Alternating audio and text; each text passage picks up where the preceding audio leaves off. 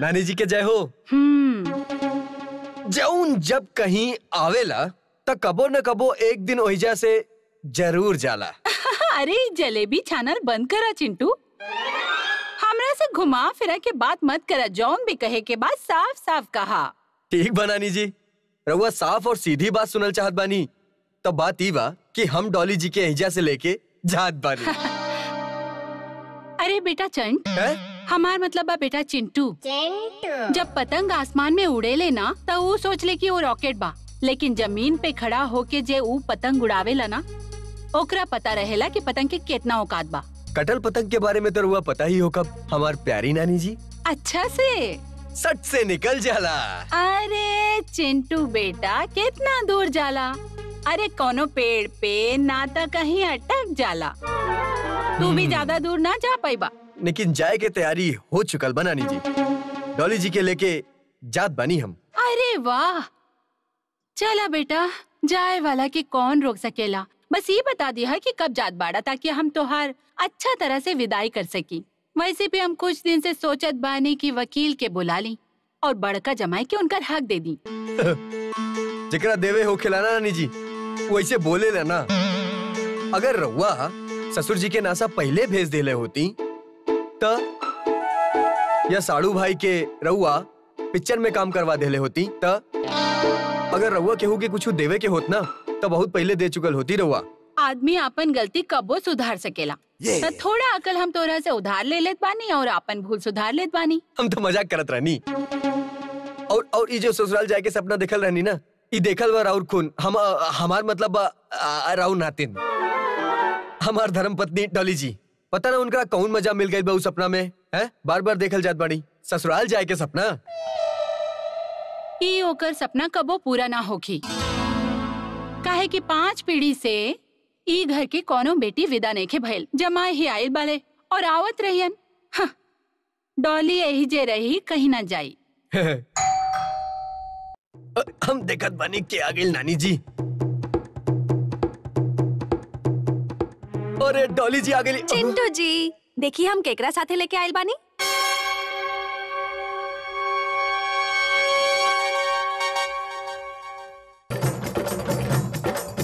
चारों धाम ससुरारी हैं। सासू तीरथ ससुरा तीरथ, हमार चाचा ससुर और राउत चाचा जी। आई ना चाचा जी, आई आई भीतर आई। एकरा अपन घरी समझी आई। राउत बहू बिया ना घर में आई। देखी नानी, चाचा जी बैठी। हमार तो एपिसोड में नया मोड़ आ गई नानी। लगत बजाई से सालों पहले बुलाए चाचा जी अचानक के मिल गई होके। रवा आराम से बैठी चाचा जी, हम रवा खातिर पानी लेके आवत पानी।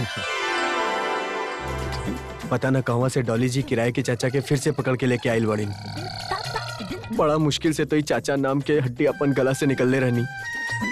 अब पता न कौन सा मिठाई खायल भाई। अरे अगर नकली चाचा चाची लाए के रहे तो कम से कम ढंग के एक्टर तो लायल रहत। इतना फालतू एक्टर हम तनी सा जोर से का कहानी पूरा साथ चुगल देलस। पूरा सच्चाई। कोनो बात ना, हम उन लोग के सारा पैसा दे देले बानी। अब वो एजा कबो नहीं है। लीही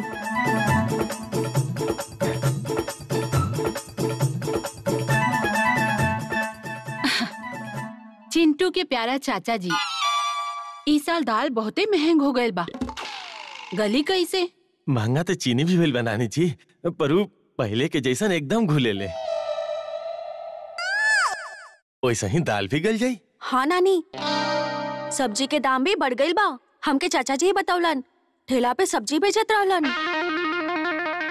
का बात करत बानी? ई तो अरबपति आदमी होत रहलन और चाची के चाय पिलावे खातिर सिंगापुर ले जात रहलन। का भइल? ले जात रहनी बेटा। चिंटू जी रवा समझत काहे नहीं खे। बहुत एपिसोड के बाद अगर कोनो आदमी गायब हो जाला ना तो वो ऐसे अचानक ही मिलेला। कहीं सब्जी बेचत, चाहे मंदिर के सीढ़ी पे भिखारी के साथे। सही बात बानी डॉली जी रउआ। देखी ना चाय बेचत बेचत कैसे आदमी पीएम बन जाला। हाँ, और पढ़ल लिखल आदमी ज्यादा से ज्यादा डीएम बन जाला। और ये सुनाई कि चाची कैसन बाड़ी? हमार मतलब राउर पत्नी कैसन बाड़ी? ऊपर ऊपर ऊपर चल गई। ऊपर वाला के बुलंद दरवाजा से सिधार गलीन पर लोग का बात करत नानी? फोन करके बताऊला ना हमरा के।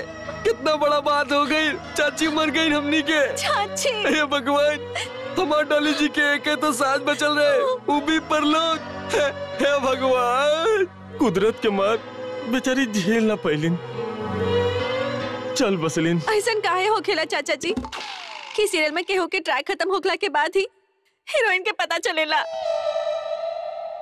वो तो चल गलीन बेटा, हम नहीं चाहत रहने कि तू दोनों के बीच में रंग में भंग पड़े। हमार तो सब कुछ लुटा गई। चाची बेटा, डॉली बेटा, बस बस अब रोआ मत। अपन चाचा के जरा चाय नाश्ता द, फिर नाश्ता करके उजयहन। हाँ। नानी कैसन बात करत बानी रहुआ? चाचा जी अब कहवा चाहिए?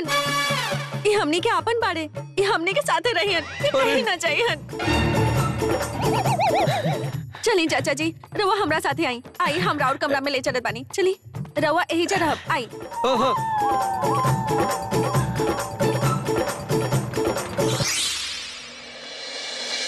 चिंटू बेटा, ये तोहार नकली चाचा कैसे वापस आ गएलन? अरे हमार प्यारी नानी जी, ओला बता के तो गिरेला ना, और फिर भी लोग कहलन ना सिर में उड़वाते ओला गिर गईलन। बेटा तोहार बहकावा में केहू और आवत होई, हम ना। तू ये बतावा कि का चलत बा? अभी किराया के चाचा के मन में का चलत बा, ये हम कैसे बता सकीले? ऐसा तना कि तोरा सब पता बा। नानी जी हमरा के कुछ नहीं के पता, और अगर झूठ कही तो झूमर ऐजा ही गिर जाए। हाँ? जब झूठ कही तब ना। नानी जी 16 आने सच कहत बानी, हमरा के कुछ नहीं के पता। तोहार भलाई यही में बा कि तू अपने फर्जी चाचा के एजा से विदा करा, ना तो तोहार फजीहत हो जाई। ना,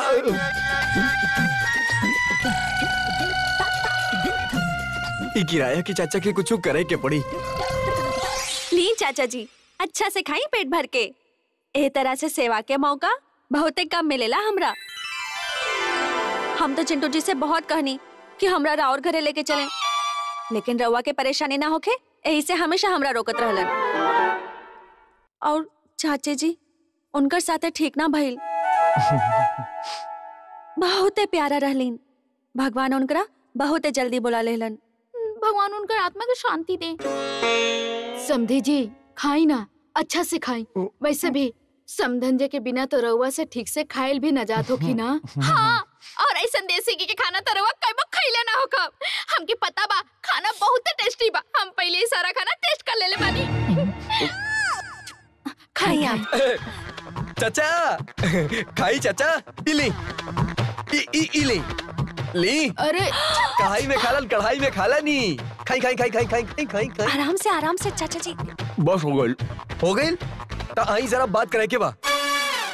अरे खाना तो खा लेवे दी। चाची मर गई नहीं, हमारा उनका बारे में पूछे के बा। ओ समझत नहीं के बात करे थे चाचा के हमसे। आई कम खैला करा, देखत बड़े का हालत हो गई बा। हैं काहे आइल बड़ा ऐसा? अरे हम ऐसा ही थोड़े आइल बानी, हम तो बाजार में आवाज नीचे।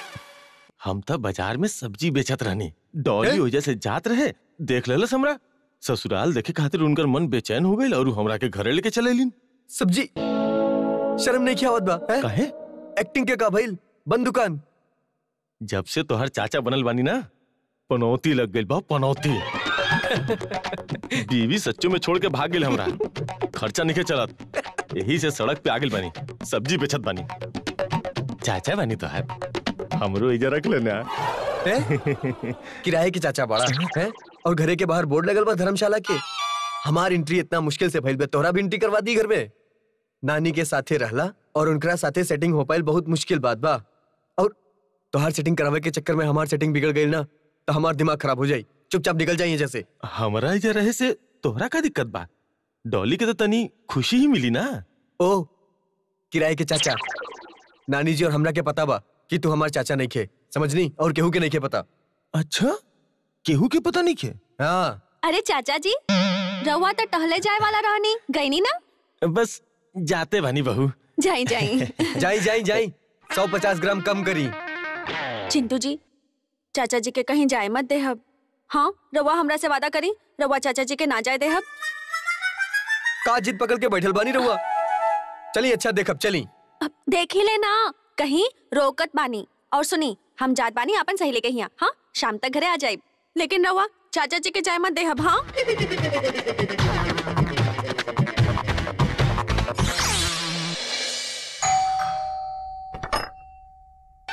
नानी जी के जय हो।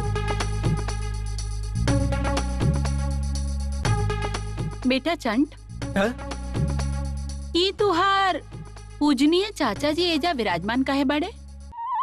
राउर खून के हमार मतलब राउर नातिन के फरमान भाई न त रउआ हमरा के जाने ली। ई चुकल चाचा के कब के जा चुकल कर देती हम। डॉली के ससुराल तक काजल के कोठरी बा, तू भी बगैर दाग के ना निकल पाइबा। कहीं एकरा में तो हर चाल त नहीं खे। अरे हमार प्यारी नानी जी, हमार कहवा से चाल हो गई लेकरा में। और वैसे भी अगर हमरा के डॉली जी के लेके जाइल ही होके त ई किराए के चाचा के साथे लेके जाइब का? देखी कैसे भैंस के जैसे पसराबा है। लेकिन तू भी एगो बात समझ ला, अगर तू डॉली के लेके हिजा से चल गईला त तोहार कॉन्ट्रैक्ट वाला बात डॉली के सामने आ जाई। और डॉली अगर तोहरा पहचाने लागी ना त ई पहचान पत्र तोहरा बहुते महंग पड़ी। रउआ कैसे बात कर रहल बानी नानी जी? हम कैसन बात नानी करत जी, बानी? चिंटू जी, हम अपन चाचा खातिर नया घर के इंतजाम कर देले बानी। का बात कर बानी? रउआ तो कहत रहनी कि चाचा जी ऐसे रही हमने के साथे। हाँ हाँ, सही कहत रहनी चिंटू जी। हमने के साथे रही हन, मतलब हमने उनके साथे रहब नया घर में। एहिजा पास में ही बा, मिथिलेश नगर बा ना, ओही जे। एक मिनट, ई का बोलत बाड़ू? फिर से बोला। इहे की नानी, ई जौन घर बा ई त हमार मायका बा, और ऊ घर जेकरा में हम चिंटू जी और चाचा जी के साथे रहब, ऊ होके हमार ससुराल। और हमार ससुराल जाए के सपना पूरा हो जाए।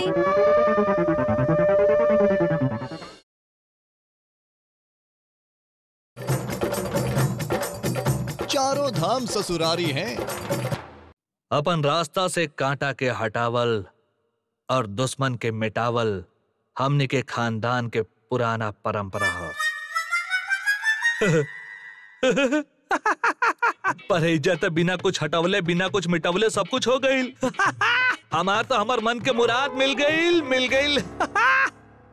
हमार बिना कुछ कहले लौली जी और साड़ू भाई एक घर छोड़ के जाता रे, मतलब रुखसत होखत रे। यानी अभी घर में सिर्फ हमार राज चली, सिर्फ हमार, है ना मोना? लौली जी, लौली जी, अरे लौली जी का हो गई? लौली जी काहे रोता नहीं रहुआ? बहन जी, डॉली घर के तोड़ दी ही, और एकरा साथे हमने के कमरा भी टूट जाई और फिर वो नया घर में चल जाई। अच्छा, नया घर में जाइए। बहन जी, रवा हसत बानी बात ना पर। ना, रवा बहुत ही खराब बानी। अरे लौली जी, आपन इल्जाम के ब्रेक लगाएं और ए तरह गलत फहमी के गड्ढा में मत गिरी। अरे हमरा ते को पुरान चिटकुला याद आ गइल रहे। बहन जी, सोची ना, अगर डॉली चल जाए तो हम ओकर बिना अकेले कैसे रहब? हम तो बिल्कुल ही ना रह पाए महान जी। और अगर वो टीवी के रिमोट ले गई तो फिर हम केकरा से लड़ब महान जी? हमरा से राउरी महान कपूर रवा के कबो अकेला ना छोड़ी लौली जी, कबो ना छोड़ी। महान जी, याद बा रवा के हमनी के सिनेमा घर में फिल्म देखत रहनी तो हमार हाथ से पॉपकॉर्न के पैकेट गिर गइल रहे, सारा पॉपकॉर्न छिटा गइल रहे। महान जी, अगर डॉली घर के छोड़ के चल गई तो ये परिवार भी पॉपकॉर्न के जैसन बिखर जाए। लौली जी शांत हो जाए, लौली जी शांत हो जाए। लाली बेटा, रोआ मत। लाली बेटा, ये हम कहाँ सुनत बानी? हाँ, चिंटू और डॉली अपना मन से पॉपकॉर्न खात बाड़न और फिर भी घर छोड़ के जात बाड़न। हाँ नाना जी, बिल्कुल सही सुन ले बानी रहुआ। हाँ नाना जी, रहुआ बिल्कुल सही सुन ले बानी। महान जी, रवा ऐसन करी, रवा कोनो फिल्मी डायलॉग बोल दी और ओकरा के सुन के डॉली डर जाई और वो घर छोड़ के ना जाई। अरे लॉली बेटा, जब भी डायलॉग बोलेला तो डायरेक्टर छोड़ के चल जाले। अरे बेटा रोआ मत, सूरज पूरब से ही निकली है। नाना जी, सूरज कोनो और से भी निकले, रवा रोक ली ही। सूरज के रोक ली? ना नाना जी, डॉली के रोक ली। डॉली डॉली के रोकत बानी। हम रोक ले। बेटा एक बार तनी हंस के दिखा दा ना। नहीं, ऐसे ही ठीक बा।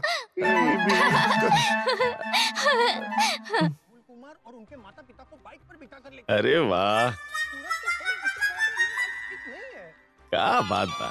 कबो सोचले ना रहनी पुराना रोल हमरा अचानक जीरो से हीरो बना दी।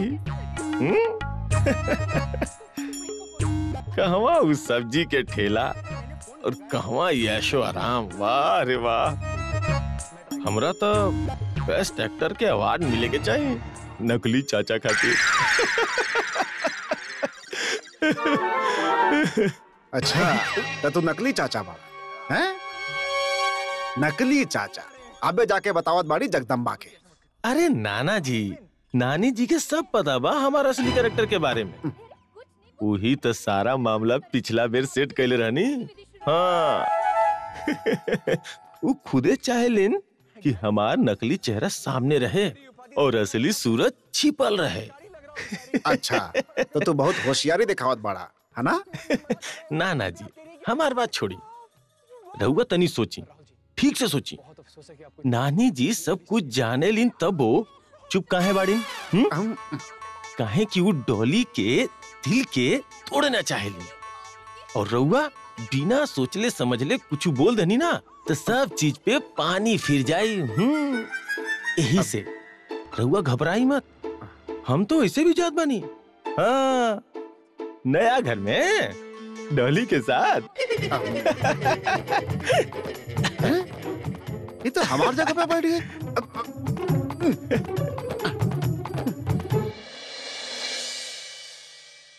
और हम का करती पन्ना जी, पहले भी डॉली के खुशी के खातिर हम चुप रहनी और अब वो चुप बानी। यही से ये बार चुप बाड़ू काहे कि डॉली पूछी कि पिछले बार काहे चुप रहलू। यही से कहल जाला जगदम्बे कि सच के समय पर ना खोला तो वो गोल हो जाला और झूठ ओकरा पहिया बना के दौड़ावेला दनादन दनादन दनादन। बिल्कुल सही कहत बानी पन्ना जी। ऐसे पहले के वो पहिया दनादन दनादन घुमा के हमार डॉली के घरे से बाहर कर दे, कोनो उपाय करी ना पन्ना जी कि वो पहिया के सारा हवा निकल जाए और डॉली के पता भी ना चले। देखा जगदम्बे हम कैसे हवा निकाला तानी एकर। हमार बारबी डॉली का लगत बानी रहुआ, का लगत बानी रहुआ। वो सीरियल देखले बानी माइका ही हमार ससुराल है, ओकरा में हीरोइन भी मीरा। का लगत बानी बिल्कुल सेम डिक्टो डिक्टो है। चिंटू जी हमरा उल्लू बनावत बानी, ऐसा सीरियल आज तक नहीं के बनल बा और ये बाना ये रहे दी रहुआ डॉली जी। डॉली जी काहे ऐसन का हो गइल, काहे रहे दी? वो एक खातिर कि आज से जॉन कुछ भी होकी हमने के नया घर में होकी, यही जा कुछ ना होकी। डॉली जी का बात कर लवानी रहुआ। अच्छा नानी जी के बारे में सोची है, अगर हमनी के एजे से चल जाई कितना बुरा लगी हमनी के प्यारी नानी जी के। चिंटू जी अगर रउआ चाहत बाने कि राउर अच्छा लगे खातिर हम राउर पास आई तो रउआ के हमरा ससुराल लेके जाए पड़ी। अब रउआ अपना फैसला कर ली कि रउआ के नानी जी के अच्छा लगे के चिंता बा कि आपन अच्छा लगे के। फैसला करी, फैसला करी। बारबी डॉली बच्चन जैसे बात मत करी। बच्चन बिल्कुल से दूर रही रउआ हमरा से, बिल्कुल छुई मत हमरा के रउआ। वैसे हम अपन सारा कपड़ा रख लेले बानी, रउआ के भी रख लेले बानी, सब पैकिंग हो गइल बा, बस काल के कपड़ा बाकी बा। और अगर राउर कोनो सामान रह गइल होके ना तो हमरा बता देही, हम ऊ भी रख ले हब। हाँ का करी डॉली जी? हाँ हम एक बार फिर से कहत बानी, वो तनी सोच के देखी, हम एजे से चल जाइब ना तो प्यारी नानी जी के बहुत बुरा लगी। अरे चिंटू जी हम बालिका वधु में एक बेर दादी सा के कहत सुनले रहनी कि जब बेटी विदा होखेला ना तो परिवार वालन के बुरा ना लगेला, और हम भी तो ई घर के बेटी बानी तो केहू के बुरा काहे लगी। देखी अब चाहे धरती आसमान पे चल जाए चाहे आसमान धरती पे आ जाए, कल तो हम विदा होके रहब।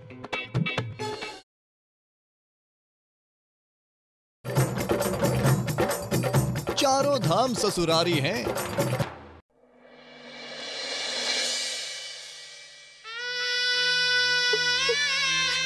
मम्मी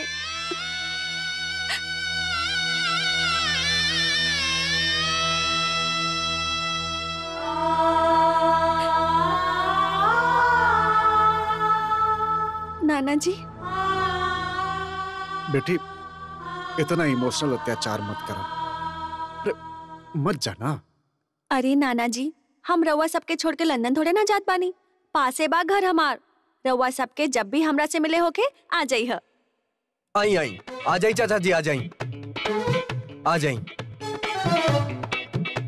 लाई ई थैला हमरा के दे दी, हम लेके चलत बानी। ना ना हमार बाप ले चलब। हमरा बहुत अच्छा लगेला का लाइन दी ना हम कौनो बात का बात बा? बड़ा भारी बा लाइल तक खाली। हे भगवान, ई देखी ई देखी। पैसा। हे कुंज बिहारी, ये तो माई की तिजोरी का सामान बा।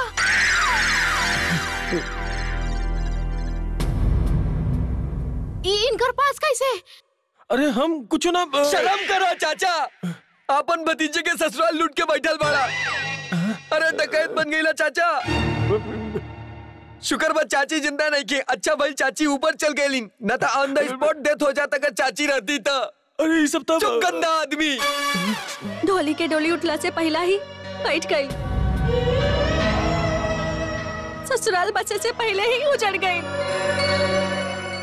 जिंदगी में कितना एपिसोड चल गए चिंटू जी, लेकिन हमार ससुराल जाए के सपना सपना ही रह गए। हम डॉली का करी?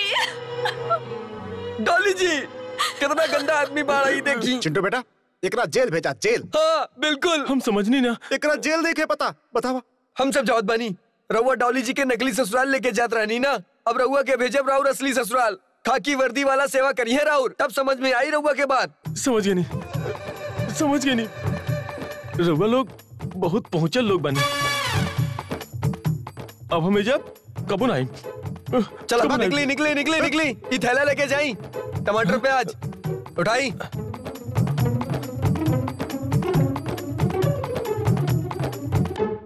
देखी नाना जी कितना डर गई रहे। हाँ चिंटू बेटा, सही कहत बड़ा। वाह पन्ना जी, माने पड़ी। राउर दिमाग भी कबो कबो कंप्यूटर के जैसन चलेला। पर हम का कहनी, हम तो कुछ ना कहनी। नानी जी ई घर में सिर्फ एगो आदमी बा जौन रउआ से राउर तिजोरी के चाबी निकलवा सकेला। वो तो हमरा पता बा चिंटू, लेकिन एगो बात तोहरा नहीं के पता कि पहला बेर होकर चोरी हमरा बुरा नहीं खे लगल, अच्छा लगल। नानी जी के जय हो। अरे बात में करिए, पहले अरे सामान ना लक्ष्मी बा। यही से तो गाड़ी चलत बा सबके। उठाला भाई सबके हुआ अपन अपन। वापिस रख दिया के हुआ अपन कमरा में लेके मत जाइया।